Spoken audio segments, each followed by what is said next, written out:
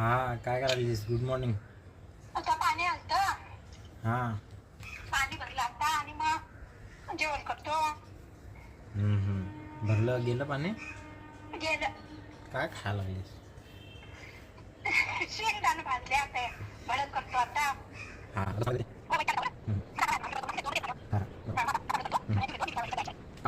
मी आता बाहेर जाणार आहे राहायला. होय.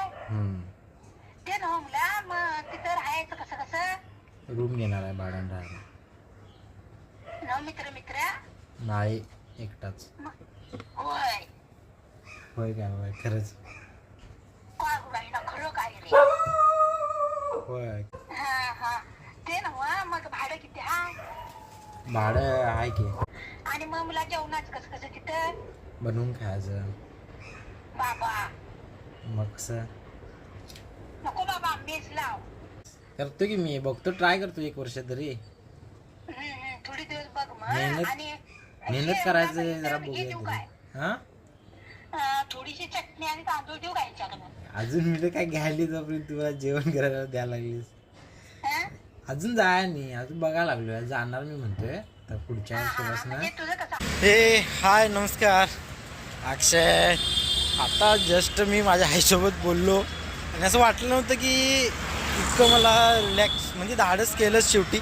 आणि आता स्टेप्स पण घेतोय प्रत्येक ह्याच्यासाठी, कारण जोपर्यंत मी माझ्या माइंडसोबतच होतो. कारण की शेवटी किती केलं तरी स्वतःचे आईबाबांचा सपोर्ट हा महत्त्वाचा असतो. कारण की सर्व कमवलं आणि आईबाबांचा सपोर्ट नसेल किंवा आईबाबा सोबत नसतील तर त्याची किंमतच काय नाही राहणार. तर मी प्रयत्न केला आणि इतका इमोशनल झालेलो ना मी, इतका इमोशन झालेलं की म्हणजे पूर्ण माझे बबलच फुटला. कारण की रिलॅक्स झाला आणि आता थोडं माइंड फ्रेश झाला, थोडी मला एनर्जी पण आली. आणि आता मेन काम आहे की त्याच्यासाठी सुरुवात.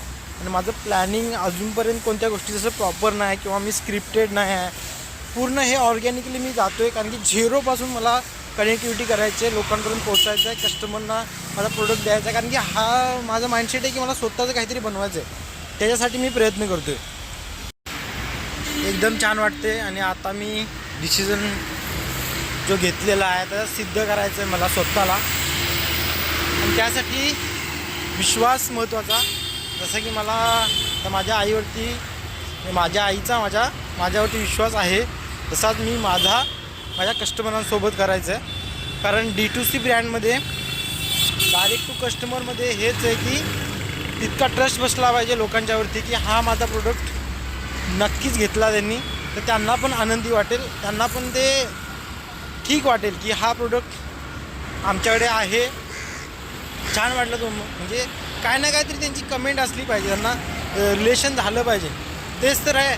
मोठ्या कंपन्या, एकदम मोठ्या कंपन्या बघा, त्यांचे प्रोडक्ट हे सगळे वापरतात. त्यामुळे त्यांचं कनेक्शन झालं की ते रिपिटेटिव्ह वापरतात. त्यांनी नंबर ऑफ लार्ज स्केलमध्ये. मी तर आता एकदम छोटी सुरुवात केली आहे. भरपूर बोलायची सवय मला खूप आहे. आणि हा आता प्रवास नक्कीच पुढेपणे जाईल. का जातो मी परत स्टेशनवरून. आता माझा कॉन्फिडन्स येते, कारण इतकं धाडस कधी म्हटलं नंतर. कारण की बूस्ट मी पूर्ण झालो आहे. Boost because of my parents. तेच मला आता पूर्ण लाईफ टाईम पाहिजे. मला माझे पेरेंट्स माझ्यासोबत हवे आहेत लाईफ टाईमसाठी. तर त्याच्यासाठी मी पूर्ण प्रयत्न करेन. कारण जॉबमध्येच मी कोणत्याही करत राहिलो तर इतका फ्रीडम, कनेक्टिव्हिटी असं मला नाही वाटत की मला सर्व भेटेल काही. तर त्यासाठी सुरुवात करतो आहे. आणि मेन म्हणजे बजेट.